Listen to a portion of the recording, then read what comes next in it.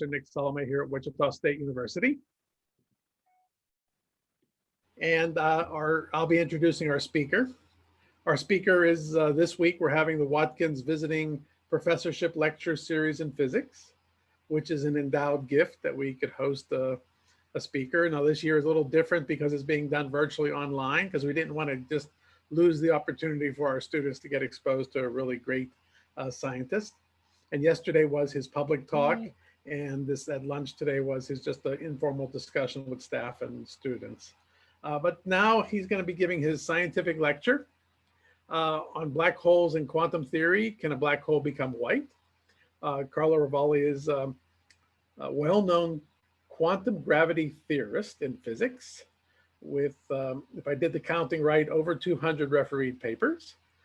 He's most famous for loop quantum gravity ideas. And today's talk will be exciting and interesting, but he also does outreach to the public, and he's given 4 books for the public, including one that's a bestseller in 41 languages. So please join me in welcoming Carlo. Thank you very much, Nick. Welcome, everybody. Thank you for being here. I'm going to talk about black holes. And just before beginning, I understand that not many of you work in general relativity, so I'll try to be comprehensible. But I will talk about the kind of research which I'm doing right now. So this is what scientifically it's closer to my actual activity now. I have done quantum gravity all my life, as Nick just said, and I've participated in the development of a specific quantum theory of gravity, one of the tentative theories, in my opinion, the best. But as you know, there are different opinions about what is the best direction to go for understanding quantum gravity. Loop quantum gravity, it's a theory, it's a set of basic equations, one way for describing the quantum properties of gravity. But I am not going to, this is not going to be a talk on loop quantum gravity. I'll use something from loop quantum gravity. The reason is because I think that quantum gravity should come down to Earth or down to the universe. To Earth maybe is too much. We should use the theories we have to understand phenomena in the universe, unless the research in quantum gravity remains in the air. So there are a number of attempts in various directions to use current tentative theories of gravity, like loops or strings, for computing things that we can perhaps measure or for understanding phenomena in the universe. And the 2 main directions are early cosmology, sort of Big Bang or whatever happened, or Big Bounce, whatever happens in the 14 billion years ago, and black holes. So I'm going to talk about black holes and what is, in which sense, understanding the physics of black holes requires quantum mechanics, and what the current theory of gravity, in particular quantum gravity, can tell us about that. So let me share my screen. Here it is. That's not what I want. That's not what I want either. It's not what I want either. Where it is, disappeared. Sorry. Just 1 second. I thought it was open, but it's not open. Yeah. Okay. So this is the title. One version of the title. The version of the title have changed. The end of black hole of Hawking evaporation indication for loop quantum gravity. The specific problem is the following. Black holes evaporate. We're really convinced of that. They emit the Hawking radiation. And at the end, nobody knows what happens. And this is one of the things that we want to understand with quantum gravity, but it's not the only one. And I will I will sort of talk up mostly about black holes, what we understand and what we understand about where quantum gravity is significant for black holes. Please, many of your students listening, please do not hesitate to jump in and interrupt. Just unmute yourself and interrupt. If you have a question, also if you don't understand, if you interrupt me, I'm happy. I don't have to say everything I plan to say. If I skip something, it doesn't matter. It's more important if I don't lose too much in the communication. If I can't say anything, that's going to be a plan of what I'm saying. First, I will talk about the three regions, which I call A, B, and C, which have been called A, B, and C, where quantum gravity is relevant in the black hole for black holes. Not just one, three regions. I'll explain why. And then I will illustrate one possible scenario that we're not sure, but seems plausible, of what happens at the end of a black hole evaporation, which is a transition to a white hole. And I explain what is a white hole and what is doing this game here. And if I have time, you might have heard about the information paradox. There's a lot of discussion, fundamental theoretical physics, about the information paradox for black holes. I will tell you what I think about the status of this paradox and how the current scenario addresses it. And again, if there's time, I will rapidly at the end connect all these to possible observations, potential observations. Of course, nothing has been observed so far. Nothing has been directly measured so far. The hope is that this physics will lead to understanding some of the things we actually see, astronomers essentially see in the sky. I think it's not impossible. It's possible. It depends on a lot of things we don't yet control, but we're going in that direction. Good. So let me start by telling what I'm talking about. I'm talking about black holes in the sense, and I'll say why I try to be precise, in the sense of these real objects that we see in the sky that we call black holes. Here are some examples. I mean, there have been spectacular results in recent years. It's very exciting to be in gravitational field at this time. There have been the pictures of the black hole. This is, or actually the immediate region surrounding the black hole.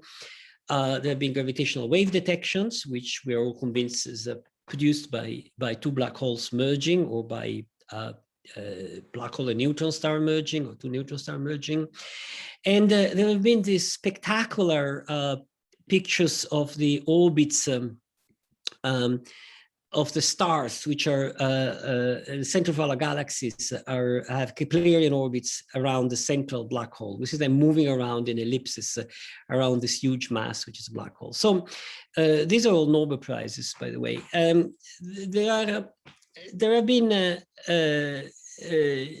clear indications today, which were not there a few years ago. In fact, when I joined the faculty in Marseille, my director said, well, I don't believe there are black holes out there in the sky. Now, nobody doubts that there are these things, and we call them black holes. Now, the reason I'm saying that is because if you look in books, the definition of black holes, it's a mathematical definition, and it might be misleading. One should be careful of what one means by black holes. You'll see why in a moment. Now, everything we see, all this picture, all this gravitational waves detection, all the astronomer images is perfectly accounted for by general relativity and physics that we understand. In fact, not only that, but the shape of these waves, the shape of this image, and so on were predicted by general relativity before seeing them. And general relativity seems to account perfectly of all the gravitational physics regarding to black hole. So in a sense, for a theoretician, there is nothing to do. for somebody in fundamental theoretical physics, we have the theory, it's generativity, it works perfectly. In fact, so perfectly that many alternatives have been ruled out by some of these observations. The gravitational waves from the neutron stars were detected together with an electromagnetic signal, ruling out a lot of theories alternatives to GR that predicted that the two signals should have arrived at different times. So it seems that the problem is closed from the point of view of theoretical physics. Of course, it's not closed from the point of view of computing more details of observation, astronomers, and so on and so forth. But it's not, because there are obvious questions which are open, and two of these are fundamental one. And one is a question that a kid could raise, namely, around this black hole, we see a accretion disk, we see the matter spiraling around and falling in. In fact, a lot of this light here comes from matter moving around the black hole and emitting light. So we literally see the matter entering the black hole, or at least approaching the black hole, and we completely trust the theory that the matter is entering the black hole. So we see all this huge amount of matter entering the horizon, which is the surface of the black hole. Theory tells us that in a very short time, seconds or a little bit more for big black holes, this matter goes to the center. And then what happened to this matter? And the completely clear answer is we have no idea. We don't know. We don't have a theory to tell us. We don't have any basic, reliable, established theory that tell us what happened. And the other thing is that, as I said at the beginning, we have a credible calculation by Hawking, confirmed by all sorts of versions of the same calculation with different techniques, different ways of doing it, and it seems nobody has seen Hawking radiation, but it seems completely reliable. The prediction that a completely isolated black hole emits Hawking radiation, which is it's a Planckian spectrum, so it's like if it is hot, and it becomes smaller and smaller by losing mass this way, it becomes very, very small. And then what happened next? Again, we have no idea. So this is the two problems I'm going to address.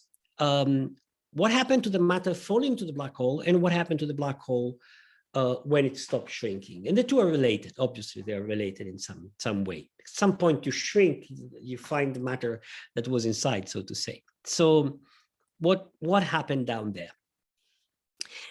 Now let's go a little bit closer to the current description of a black hole. There is a solution of Einstein equation, which is the Schwarzschild solution, which describes a black hole.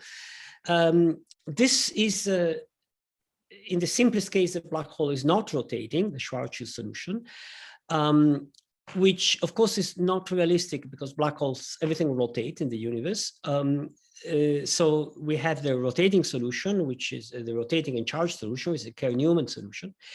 But let's start, we're theoretical physicists. Let's start from the simplest case of a non-rotating black hole. And we have the Schwarzschild solution. And the Schwarzschild solution was found immediately after Einstein wrote the equation, a year later, by Schwarzschild. And it has an exterior, which is depicted here by this, this part of the figure, and an interior, which is a written black hole separated by the horizon. Which is drawn here. I've drawn here in the what is called a conformal diagram, or Penrose diagram, Carter-Penrose diagram, which is a standard way in which relativists draw solutions of Einstein equations, which is to put surfaces that go at the speed of light at 45 degrees and to sort of compress everything to infinity into a finite picture. So this is two-dimensional, the world is four-dimensional, but this is easy because the solution is spherically symmetric. So every point here is a sphere, actually. This is the sphere at distant infinity. This is the past, this is the future up here. So line of constant time, Schwarzschild time is this one, for instance, is a line of constant time.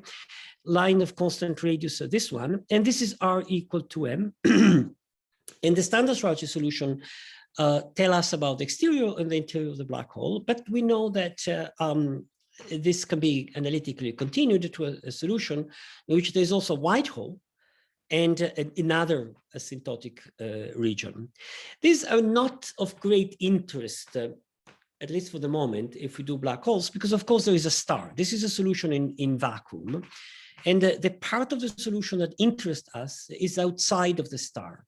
So this dotted line here is the surface of the star. Inside the Schwarzschild solution is not good because it's matter.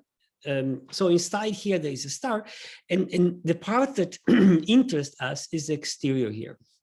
So if I draw here, this a little bit slightly different, this is the way usually the space-time of a black hole of a collapsing star is depicted. The brown thing is a star. It starts from minus infinity, is there for a long time. At some point it starts collapsing, it enters the horizon. This is the horizon. And it collapses down to a very small radius. This vertical line is the center of the star. If you want r equals 0, the center of the coordinates. Everything is spherically symmetric, so you should rotate it here in any direction. This line here is a horizon, and each point here is a sphere. It's a surface of the black hole at different times, and time roughly goes up. But this is not depicted horizontally because it's much clearer this way. Because when you go in, you're going to the future. And if you go to the future, you fall into the singularity. Though the singularity, which is the Einstein equation singular, of course, at the center of a black hole, it's to the future, not to the side where you go in. So that's a better way of thinking of a black hole. And this is spatial infinity. So this is anything which is very distant is here.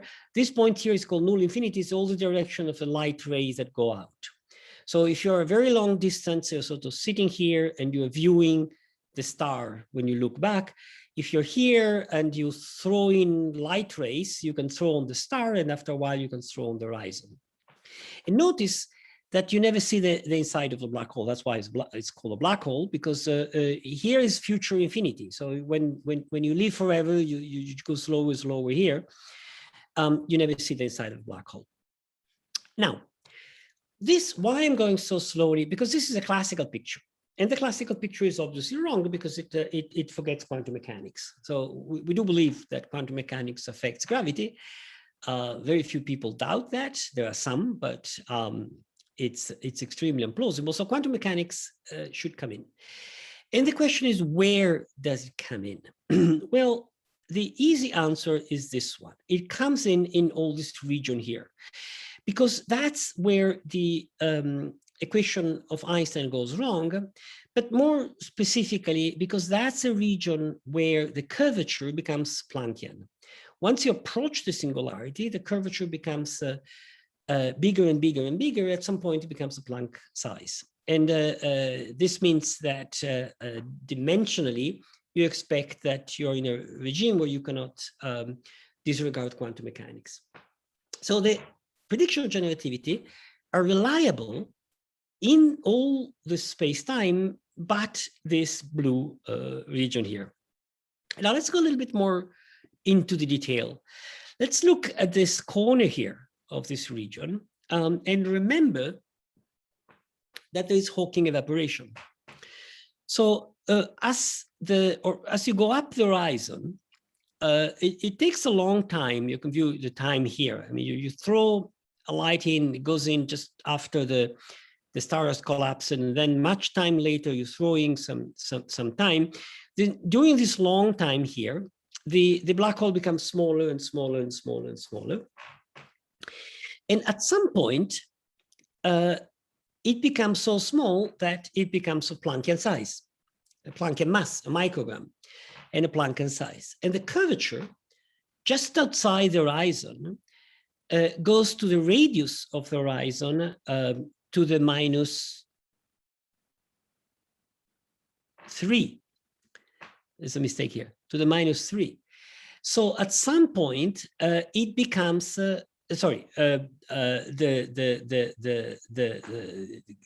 no, that's correct. To the mass of the black hole over the radius of -3. But when the black hole is small, the mass is Planckian, and at a short distance, you have a curvature that becomes Planck mass over Planck radius, because it's Planckian the size of black hole at this point, to the -3, so it becomes Planck length to the -2. So the curvature becomes Planckian outside the horizon, not inside the horizon. So you enter in, the point is, you enter in a quantum gravity region outside the horizon, not inside the horizon. So this means that this is quantum mechanics, quantum gravity that matters. So you cannot rely on general relativity after that, in the future of that region. So in this little corner here, but this corner here is enormous, because that's the future of space-time forever from that time on. General relativity is not reliable, okay? It's affected by quantum gravity effect happening here. So let's go a little bit more inside and forget this region here, and let's look at the geometry of space-time inside the black hole just before it becomes quantum. So this is classical general relativity. We can rely on classical general relativity until it becomes quantum. So let's see what is the geometry inside. I mean, suppose you enter the black hole. You can enter a black hole. Nothing prevents you from entering the black hole, being inside. You move. At some point, you're here. You look around, and what's the geometry you find? Well, you just take the solution of the Einstein equation, which is a Schwarzschild solution, this one, and you look when the curvature becomes Planckian, so before the quantum region. And you find out where the surface is, and you read what the geometry is. It's a simple calculation that every student has taken a little bit of general relativity can do. And the result is the following, that this is a tube. So it's a very long tube in this direction here. And as time passes, it becomes longer and longer and narrower and narrower. And it opens up here in the horizon. So this is a picture of the horizon. Of course, it's one dimension more, right? The horizon is not a circle. The horizon is not a sphere. But imagine that the horizon is a sphere. And if you look around, if you're watching, what you should see, if you could see instantaneously, is this very, very long tube that continues all the way to the star, which has been falling and is falling there, right? Now, to give you an idea of what is the geometry of this thing, actually, suppose that the star, suppose this is a black hole of the size of the black holes we see in the sun, in the sky. Most of them are stars, collapsed stars. So the mass is the order of the mass of the sun, or maybe 10 times the mass of the sun. So you put the numbers here, you have everything, GM, Planck scale, everything. And the length, so when this stellar black hole, it's ending its evaporation before it enters the quantum region after a long time, the throat has become small here because this becomes Planckian, but the inside, okay, has become very long. How long? Here is a calculation. It's 10 to the 75 light years. So this is a much, much more than the size of the universe. So many, many order of magnitudes more than the size of the universe, right? 75 light years, 10 to the 75 light years. So what the black holes are, after a long time, after they evaporate, they're these whales in space-time that go down, down, down, and the star is there. But be careful, because the magic of general relativity, the time becomes very distorted, right? So from the moment the star enters to the moment just before the star gets to the quantum region is a fraction of a second, while here it's billions and billions of years. But then this is a simultaneity surface, so it's a space-like surface. It's a space-like surface which is super long, and it connects a space in a space-like way, a point which is billions of years from the star before entering the horizon, and a point which is just a fraction of a second from the star entering the horizon. This is general relativity. Time is immensely distorted in all possible ways. This means that if we want to understand the quantum region, we really have three different problems. We have one problem, which is physically. I mean, I fall into the horizon. I'm here, I take a spaceship, I cross the horizon, I fall. What happens to me? I'm here. This is a region. Here, I am light years from the star, so the star has no effect on me, and light years from what happened at the horizon. So what happened at the horizon has no effect on me. So this is the A problem, what happened at the singularity. Then there is a B problem, is what happened when at the end of the evaporation to the horizon itself. Because as I said, the space-time becomes quantum outside the horizon, so then something happens, something quantum gravity happened. And then there is a C problem, which is a star. Okay, so quantum gravity applied to black holes is really three physical problems. What happened to the singularity, what happened to the star, what happened to the horizon. And I'm going to slowly discuss them. But before discussing them, if you think of the black hole like there's a singularity in the center, this is a radius, this is the horizon, r equal to m, this is the outside, this is the inside, your intuition is very, this picture is very misleading.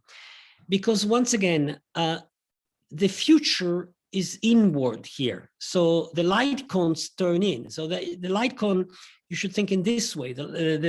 If you're here, the future is not up. The future is toward that, the singularity. So that's why this is a better picture of black holes. Good. So let's go to these regions one by one. And let me start from the C region, the star.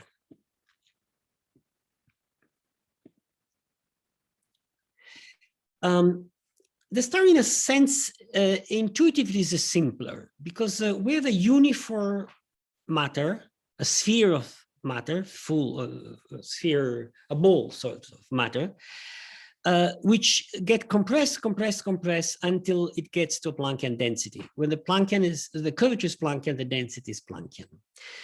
And in quantum gravity, there's been a huge work in quantum cosmology, which studies exactly the same problem. This is a Friedmann equation. Those of you who have done some cosmology, some relativistic cosmology, recognize the Friedmann equation. And if you use loop quantum gravity and you rederive the Friedmann equation, you get a quantum correction. You replace the density, rho, the energy density, with rho times 1 minus rho over rho Planck. So this is a correction, this is h bar in rho Planck. So this is a correction that comes in when the density becomes Planckian. And what it does is shift the sign of this term here. So you get to a 0, a dot becomes to a 0. And if you actually integrate and see what happens is that the universe or the star, instead of falling into the singularity, bounce back. So you get to a minimum size, which we call Planck star, in which the star is compressed to Planckian density. And then there's a sort of Heisenberg pressure, Heisenberg uncertainty principle that forbids the same pressure, the same uncertainty principle that forbids the electron to fall into the center of the nucleus, forbids the star from becoming one point, and this gets a repulsion and it bounces back. So this star here wants to bounce back. Of course, it cannot bounce back in the black hole because it cannot go back in a black hole. There's no back in the black hole. It can only go in. But let's keep it in a moment. This is a C region. The star wants to bounce back. Now remember that it's at the bottom of this huge tube. So it's down there. It wants to bounce back, but it's down there. If you are entering the black hole later on, you're not seeing the star. You're great distance for the star. The distance between you and the star increases with time very, very rapidly. So let's put the C region on aside for a moment and consider the A region. What happened if I'm here? Now, if I'm here, I can forget the star and I can forget the horizon, and I just can go back to the solution of Einstein equation without Hawking radiation. So this horizon goes all the way to infinity, never shrinks, and without a star. So I have the full full space-time here. And the question is, since there's quantum mechanics around singularity, what could happen next? And the answer, a possible answer, and I think a very credible answer, it's known since the 50s, because this space-time actually does admit a completely natural continuation upward, which is obtained by gluing another copy of the same space-time across a singularity. So in other words, you can take away the singularity, and there's a natural way of gluing this, obtaining a space which is a metric space with in which you can write minimal distance length, geodesics, and you can do geometry. And the Einstein equations can be written in a way that they actually continue through that, and they appear to go through a singularity only. So the parent singularity can be obtained by changing variables, not coordinates, variables, in such a way that the continuation can go through. I'll give you in a moment some geometrical understanding of what can goes on here. But first, let me say that this problem has been studied in loop quantum gravity by all sorts of people. This is a long list of people, and they all get to the same conclusion. So you can study the geometry inside, and exactly like in quantum cosmology, loop quantum gravity seems to indicate there's a bounce from a previous contracting phase of the universe to an expanding phase of the universe. Here you can view this as a geometry contracting and bouncing up and expanding. But of course, when you're expanding, you're in sort of a time reversal metric, and the time reversal metric of a black hole is a white hole. So you're in the metric of a white hole. A white hole is just the metric of the inside of the black hole, which is shift time with minus time. So instead of everything falling in, you have everything moving out. You cannot move in, you can only move out. If you want the light cone are all pointing out instead of pointing in. And this is a quantum region, but you can write an effective metric that approximates, that give a, let's see if I can, okay, that give give you an intuitive idea of what goes through the quantum region. It's just the expectation value of the geometry, and you can write this geometry here, which I describe in words. So remember that when you're going here, this is a tube that becomes longer and longer and narrower and narrower. So the radius of this circle, which is the sphere, goes to 0, and the axis becomes longer and longer. So in this effective metric here, there's a parameter L, the Planck size roughly, I'll say in a moment, which gives, instead of this going to the singularity, gets to a minimal size and then smoothly bounces up. So you have this tube that becomes smaller and smaller, and then get a minimum size and bounces up. And this is a perfectly regular space-time, Riemannian space-time you can go through. And the curvature, it gets a maximum, a finite maximums, and continues. And this is the prediction of quantum gravity through the singularity.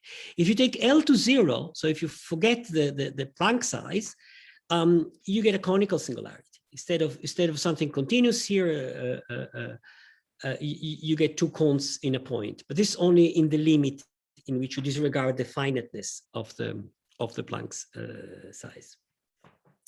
And now you see that the bounce of the star in the C problem and the evolution from the black hole to white hole in the A problem nicely fit together, because when the star bounces, it found itself into the white hole, so it can come out. So obviously here physically there is a possible joining of the two solutions, which is reasonable. And that's the C and A regions. Now let me go to the most interesting story, the B region, okay? Because if I join a Schwarzschild spacetime through a singularity with another Schwarzschild spacetime, remember that this is future infinity. So from here to here, there's an infinite amount of time. So this is an asymptotic region space-time. This is a different asymptotic region space-time. This is another infinite past, another infinite future. So what is going on here? Is that it's the black hole emerging in a different universe? How is it possible? I mean, what is going on? Well, we have to study the physics of the B region. And this is the best part of all, in my opinion. What happens in the B region?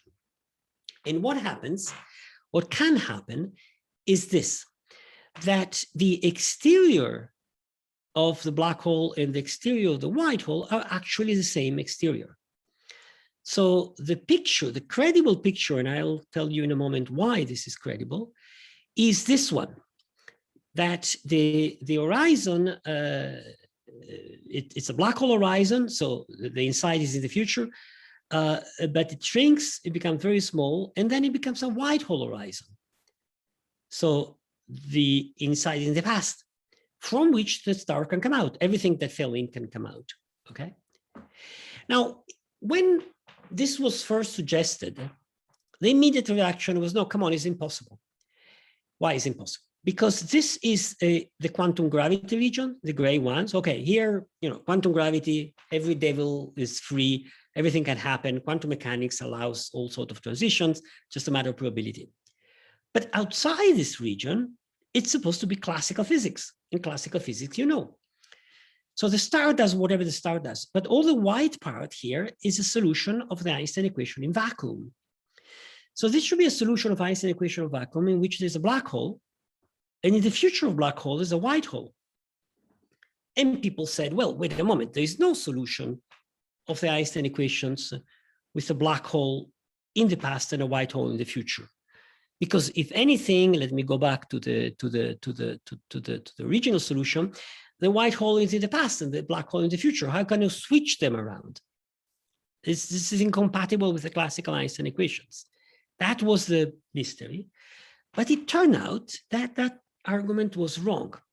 So there is an exact solution of the classical Einstein equations. So this is not quantum gravity physics. This is a classical mathematics, differential geometry. There's an exact solution of the classical Einstein equations. It's a Ricci flat space-time that covers exactly all the white region here. So the exterior of the black hole, the inside of the black hole, and the inside of a white hole in the future, of course, allowing a quantum transition in the gray region. How is it possible? Well, it's possible because it's a beautiful game.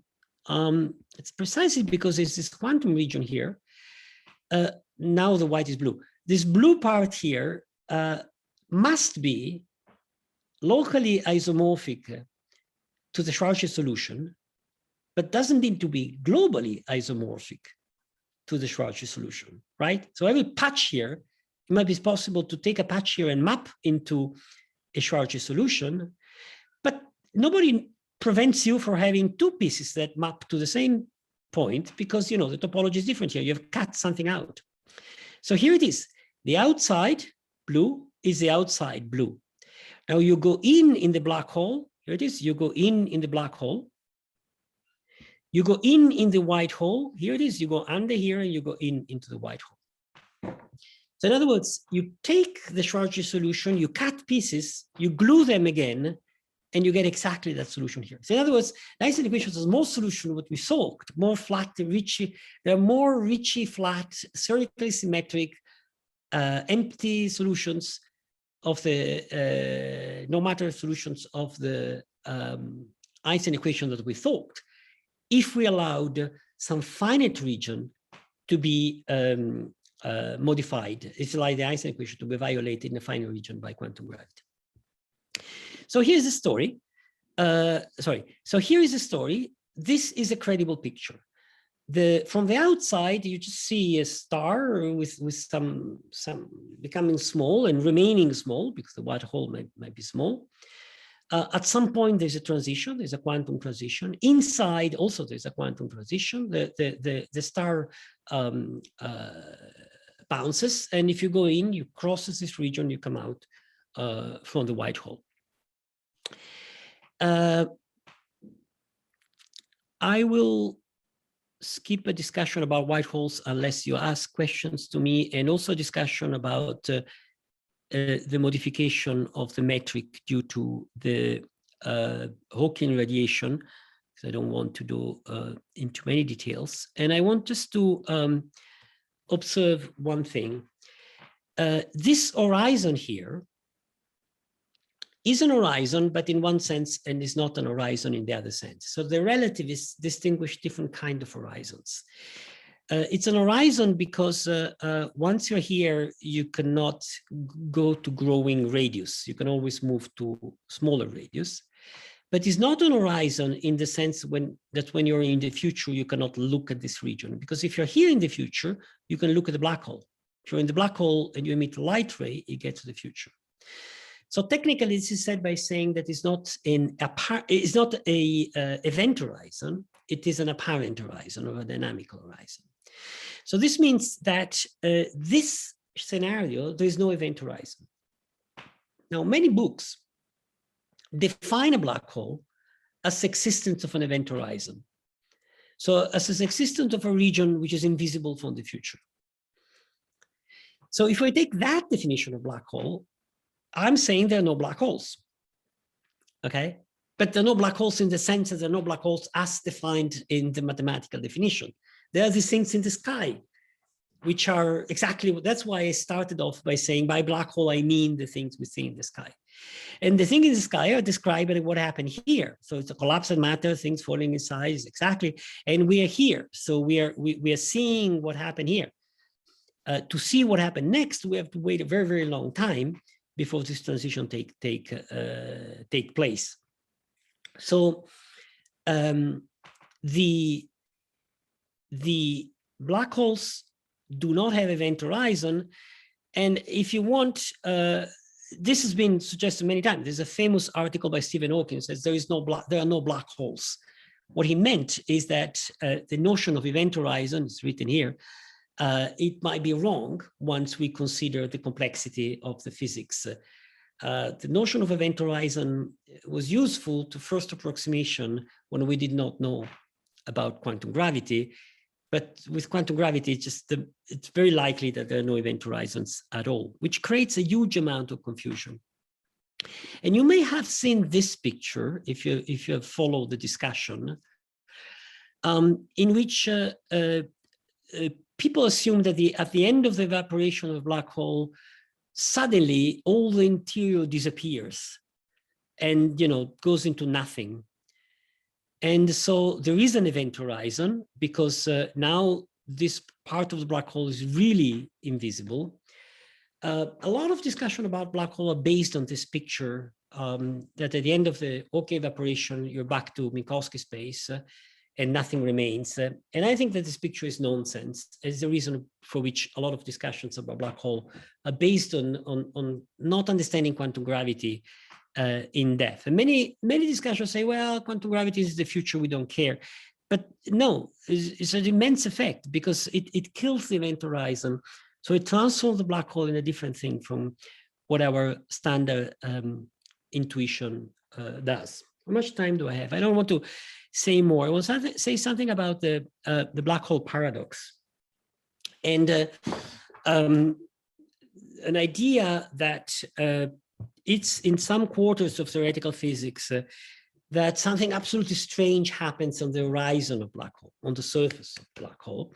For instance, this is a famous paper by Almeri, Marol, Polchinski, and Soli, in which they claim that there are indications that if you fall into the if you fall into the black hole, on the horizon there is some super high energy concentration of fiery stuff called firewall. I think it's nonsense. And the reason I think it's nonsense is that I want to try to clarify it in the next 5 minutes, has to do with the black hole paradox. Because to derive the paradox itself and to derive the strange consequences of the so-called paradox, one needs 3 hypotheses. And this is the abstract of the paper I just mentioned with 1, 2, 3 hypotheses. Here they are repeated. They put it as 3 postulates. And the third postulate So two are most reasonable, this basic general relativity and basic quantum mechanics or quantum field theory. But the third postulate is that to a distant observer, a black hole appears to be a quantum system with a discrete energy levels. And the dimension of the subspace is given by the exponential of the mass. So it's given by the Beckett-Hawkins entropy, the entropy of black hole. The idea is that black hole behave thermally. It behaves like has entropy. We can interpret this entropy as the number of states. And there are, in fact, a lot of indications that a black hole does behave, seen from the outside, as an object which has a finite number of states.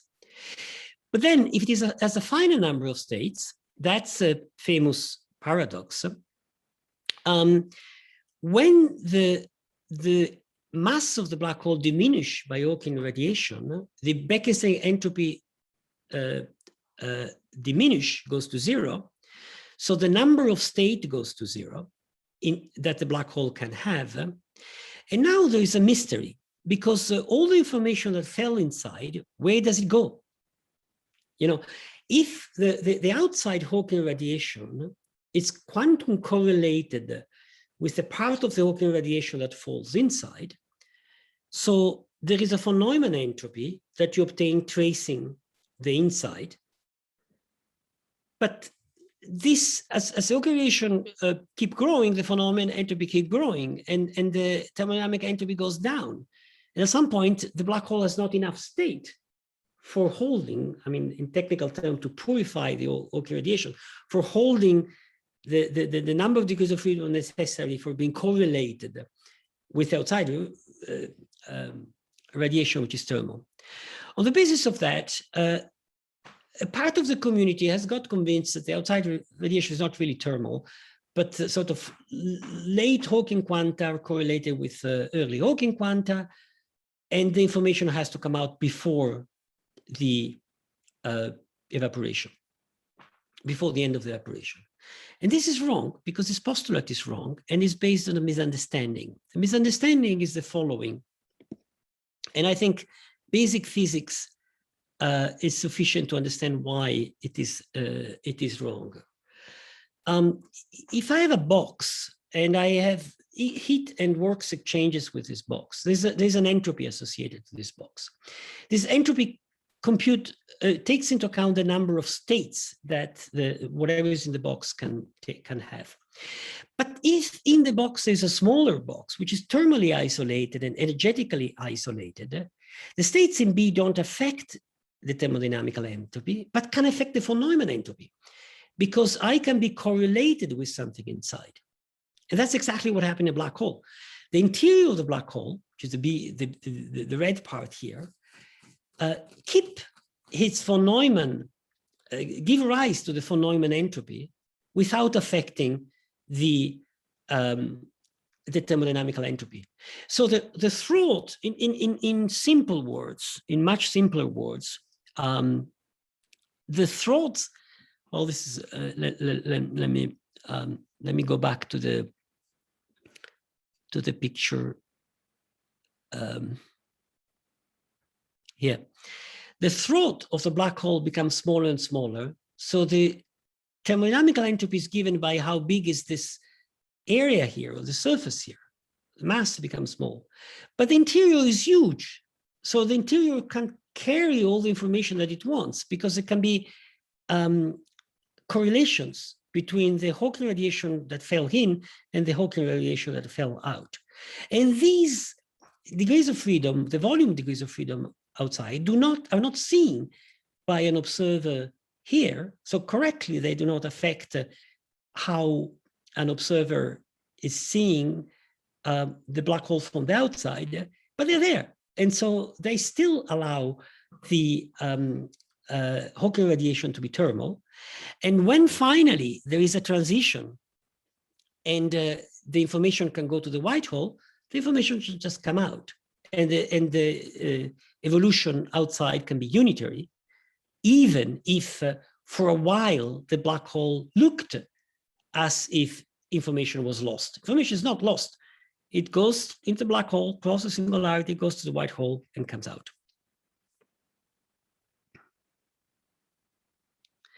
Now, well, I don't have much time, so I just last few minutes, I'm going to tell you how we compute the B transition in loop quantum gravity, and that will be very rapid and very sketchy.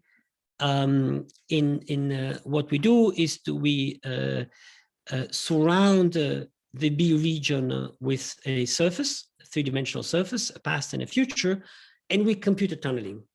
And the tunneling, it's a transition amplitude between the geometry before and the geometry after. And loop quantum gravity precisely permits to compute these transition amplitude. That's what loop quantum gravity is designed for. So we surround this with a region sigma. We compute explicitly. We have the metric because we know the geometry is here. We cut out of Schwarzschild solution these surfaces. We have intrinsic geometry, the extrinsic geometry, and loop quantum gravity gives the amplitude of this transition here. And since these are pieces of the geometry cut out of a single solution, which depend on a few parameters, we have a certain number of parameters, which are not many: the mass of the black hole, the radius at which this starts, the radius at which this finish, the time it takes for the transition to happen, a few parameters, and the Newton constant h bar. And loop quantum gravity, these are the basic equations of loop quantum gravity. So if you want to, I'm not going to illustrate them. There's a Hilbert space, there's some operators, and there's some transition amplitudes. The transition amplitudes are given by some integrals. It's sort of like a phenomenology of how to compute this transition amplitudes. They're given order by order in some expansion, like in Feynman. So we choose a certain approximation, truncation that allows us to do this, this calculation, which can be viewed as a discretization of the initial surface, the final surface of the inside. Is a picture of the discretization. And to this is associated an amplitude. This is an explicit form of the amplitude. And so the goal is computing the probability of this transition happening from the black hole horizon to the white hole horizon as a function of the mass, the time when it happens, and a few parameters that describe this outside space-time. The calculation is heavy, it's complicated, and this is what I'm doing right now. Now, to conclude, can we see anything with all that? Yes, a lot. Because if this scenario turns out to be credible, there are a lot of possibilities that it shows up in the actual phenomenology. The white hole are necessarily long-living. They are stable because of quantum gravity, and they are long-living because, in a sense, they have this huge tube where all the information inside can have to come out. So they are much more living than they're not living forever, but we can compute or estimate the lifetime. So, and they're small. They can be, for instance, Planck size, typically, if they are generated at the end of the evaporation. Which Planck size is a microgram, which means that if this scenario is correct, primordial black holes might have become these microgram things which only interact gravitationally, and is a natural component of dark matter. So there are many candidates of dark matter. This is one.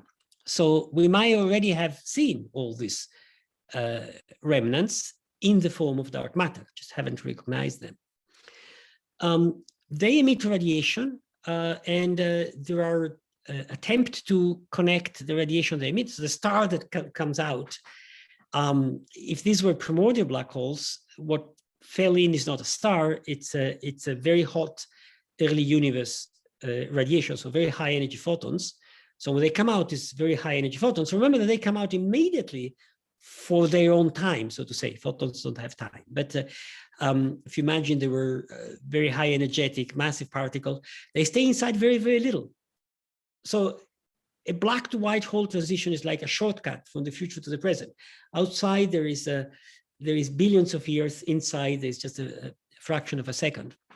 So they come out of gamma rays, and there are indications that because of very specific physics and time relations here, they might have some signature that could be recognized. I'm not going into that.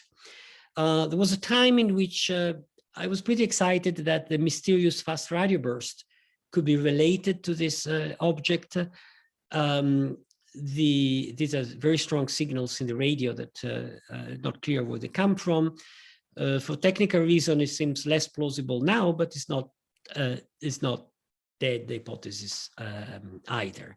And then there's a black and white hole might have effect in the higher in cosmology itself. I'm just mentioning these things. I'm not going into that. I'm not an expert in all the phenomenology of that. A lot of people working in that, but I just wanted to say that we are working on the theory of what happens to the black hole at the end of the evaporation. There are many things that might have consequence from that. So I've used all my time. This is my summary.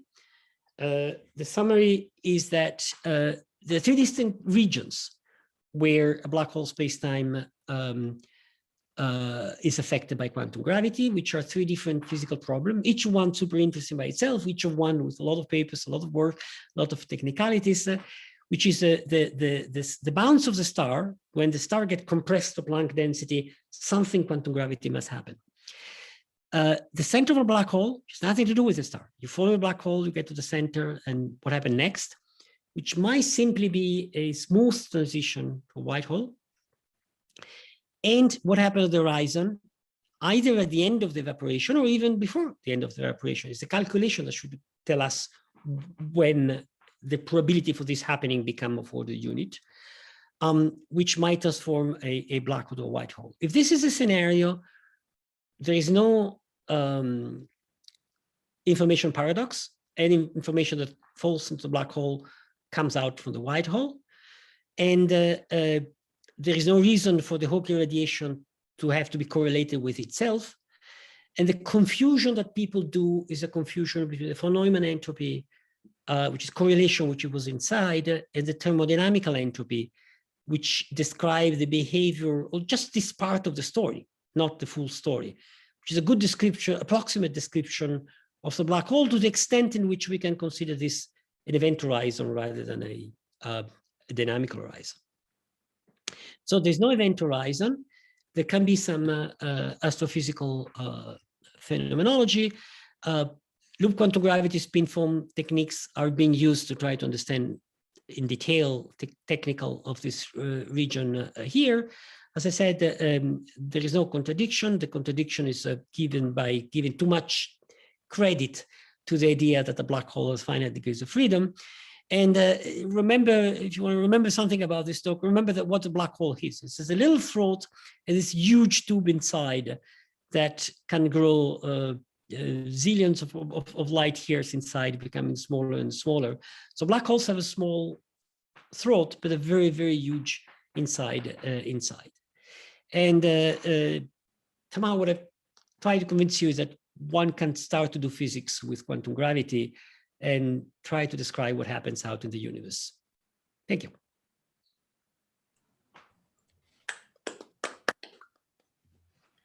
Very good. Thank you. Well, we have time for discussions and questions. Just unmute yourself and ask, and we'll try to get Carlo to answer. Awesome. So I got a question. Hi.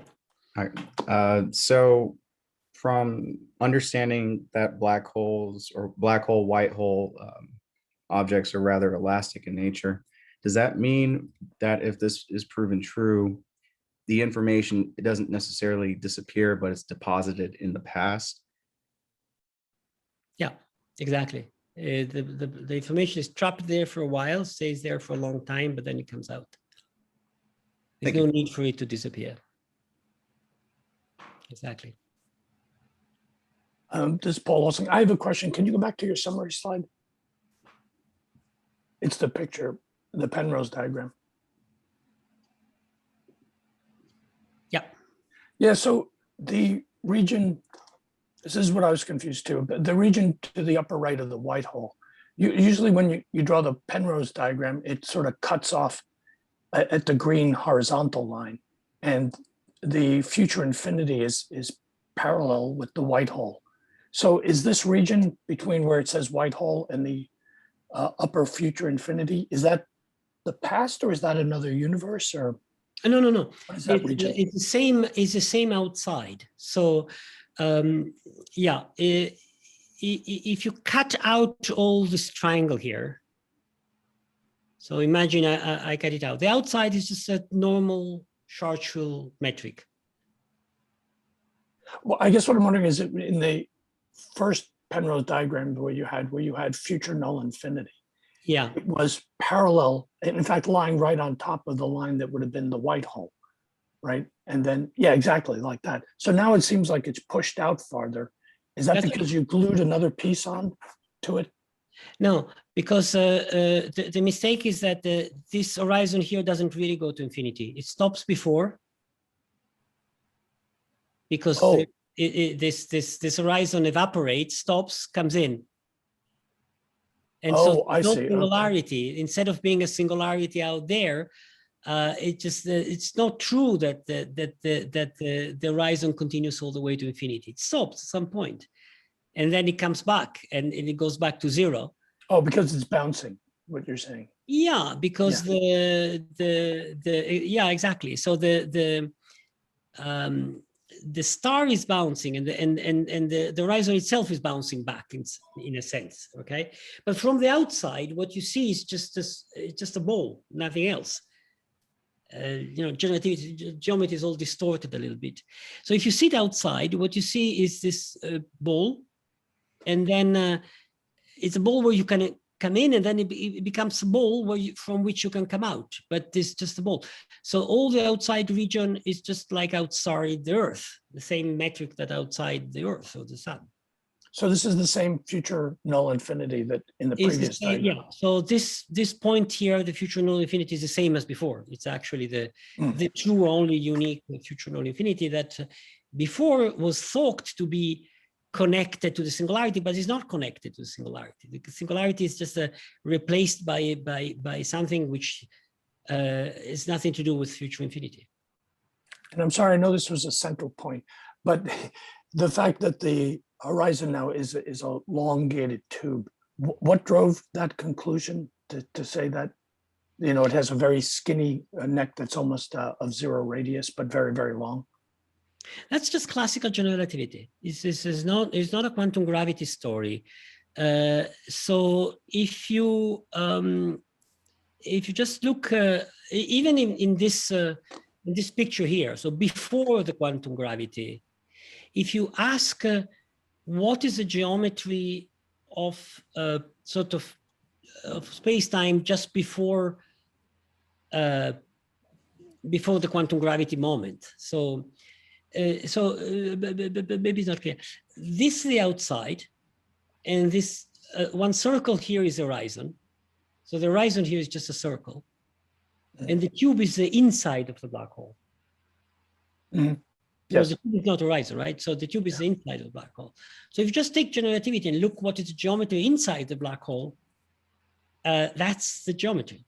It's a prediction of general relativity. One usually doesn't think about that because one usually think about the outside. Mm. It makes sense to say, well, wait a moment, what is the actual geometry inside? It grows very big. So if you look at here, down here is small, but as you sort of go up in time, it becomes an extremely long, elongated and narrow tube. And the idea is that when you get to a Planck length, there's some kind of a quantum pressure that would then. When the radius becomes small, there is some kind of pressure that make it bounce. Yeah, on the order of the Planck length. And in fact, right, that's where quantum kicks in, is what you're saying. Exactly. In fact, I skipped this. It's good that you asked. To be precise, you don't need to go to a Planck size. What you need is the curvature to be Planckian. And the curvature is Planckian much before, so when still this is larger than a Planck size because there's a mass of a black hole. So you get to, here it is. The radius at the bounds is the Planck radius multiplied by the original mass of black hole divided by Planck mass cubic root. So if the original mass of the black hole is much larger than the black hole, the radius of the bounds, the minimal radius of this thing here is much larger than a Planck Okay. length. Okay, thank you. Yeah, Thanks. fascinating.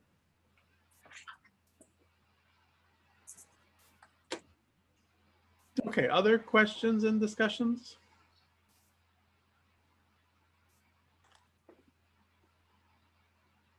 Okay. If you just want to unmute and ask, that's fine, or you could type it in.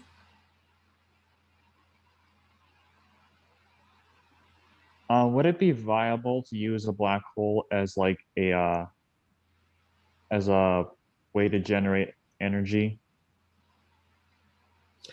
A nice question. The answer is completely different if you want a theoretical answer or a practical answer. The theoretical answer is that most black holes in the star, in fact, all black holes presumably, are rotating. And it's possible to use the rotational energy, so to say, to extract it. And this is a beautiful, beautiful result that was obtained by Roger Penrose, who just got the Nobel Prize this year for his work on black holes. And in fact, a lot of what I say is inspired by ideas by Penrose also. The energy that they produce in this way is spectacular. It's enormous. It's just inimaginable. And in fact, the most energetic things we see in the universe, they all produced by black holes, right? Most likely are generated by the rotational energy of the black hole, which can be extracted. In a sense, you can slow down the rotation and pushing out huge amount of energy. So the huge jets that we see in the universe are some of the most energetic rays that we see in the universe. Some of the most spectacular, powerful phenomena of the universe is black holes. So yes, black holes are a source of energy much, much bigger than the sun or anything like that. Now, if your question is, can we actually use that? Can we produce energy taking a little rotating black hole, extracting? The answer is not at all, as far as anybody can see today, because manipulating black holes is totally outside our capacity. There was an idea a few years ago that at CERN, small black holes could be produced. I don't know if you remember, but there's some American senator that proposed to bomb CERN, Geneva. Oh yeah. Out of people thought exactly out of people fear. Thought if it made a tiny black hole, it would end the world. Exactly.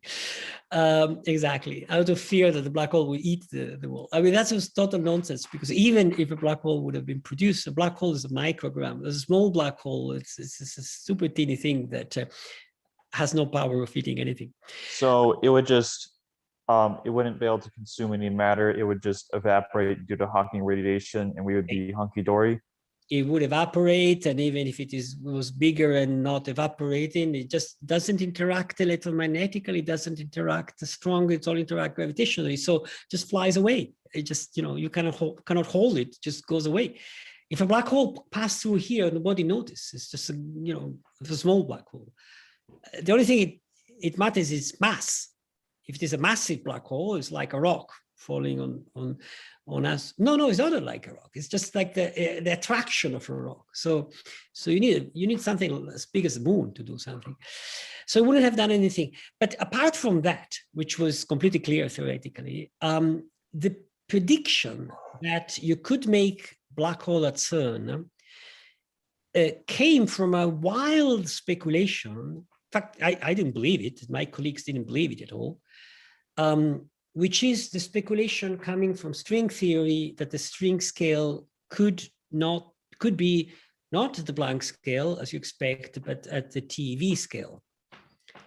Now, why on earth there should be a string scale as TeV? It's but somebody speculated that. People are free to speculate whatever they want, and you know how theoretical physics work these days. Somebody has a very wild idea, everybody jumps, 1,000 papers written, and then of course these black holes were not produced, and now people don't think that there are string scale at TeV.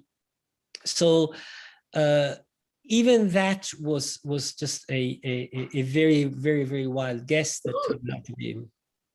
So as the credible hypothesis is that to make a black hole in the laboratory, we have no idea, no possibility. The only way we know for making a black hole today in the universe is to take a star, and have it collapse under its own weight. That's the only way we know. So it's just wait for a star and bigger than the sun, right? Because the sun is not going to collapse the black hole. So it's not small enough. So you need, 4 or 5 times the mass of the sun. And when it stops burning, it keeps it open by thermal pressure. When it stops burning, the weight make it collapse and goes the process of supernova, and so on. I have a follow-up question. Awesome. So with the understanding that information is deposited into the past, could this change the concept of what the Big Bang was? So if anything, the Big Bang could simply just be one massive white hole, while the end of time could very well be one massive black hole, and it just loops back to the beginning.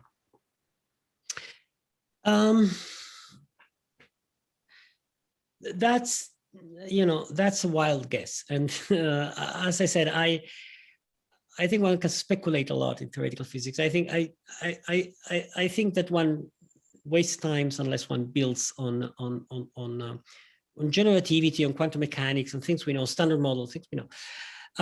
Now there is a connection, of course, and you're sort of pointing out correctly that there's a deep similarity between the physics of the quantum gravity physics of the black holes and the possible quantum gravity physics of the Big Bang.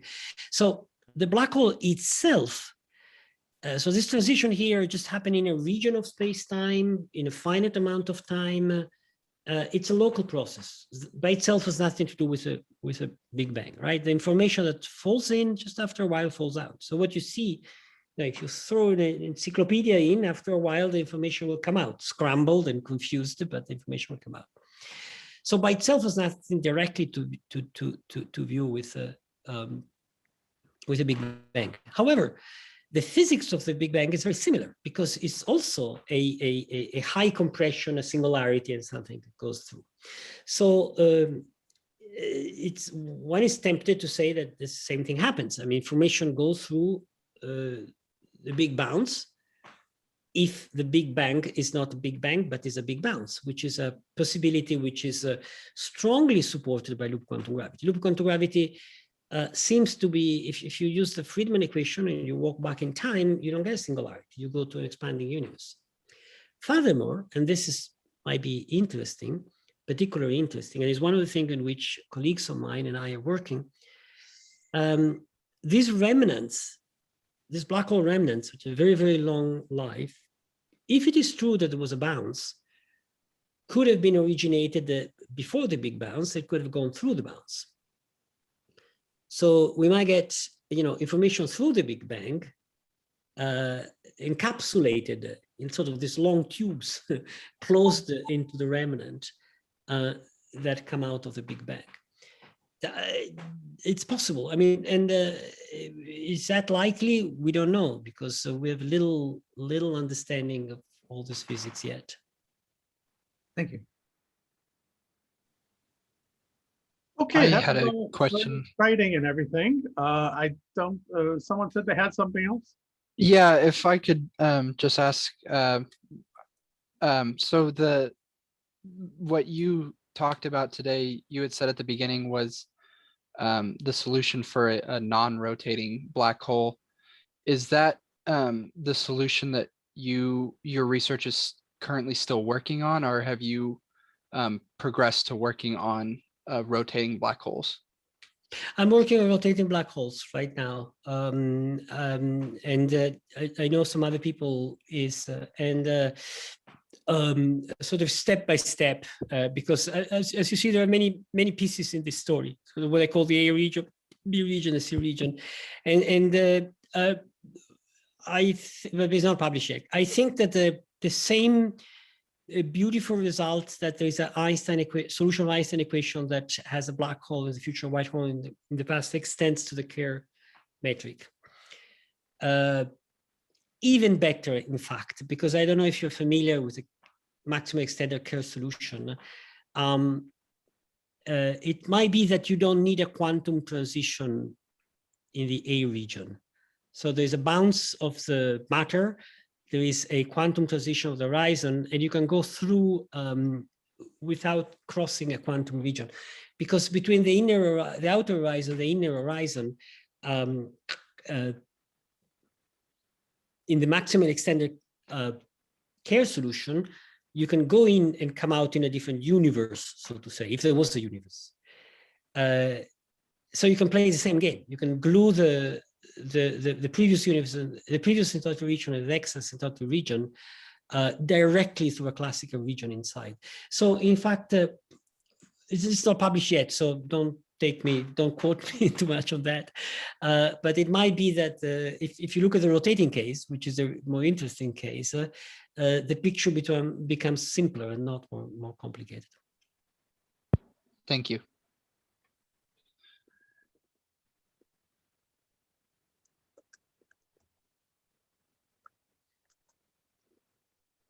All right. Well, I think we've had a lot of discussion and things sound really great. Best if we maybe end it here. And we thank Carlo again for his great talk and all of the excitement that it brought. He, of course, as the Watkins Visiting Professor Lecture Series is an award for him that hopefully you'll get soon. Well, we thank you very much. Thank you, Nick, and thank you all of you. I hope to come there in person at some point. Oh, that'd be great. Okay, in the end, sorry, due to the pandemic, we ended up not having you in person, but you made it spectacular anyway. So thanks a lot. Thank you. Thank you very much. Goodbye, everybody. Great talk. Bye, everyone. Bye-bye. Thank you. Thank you very much. Bye.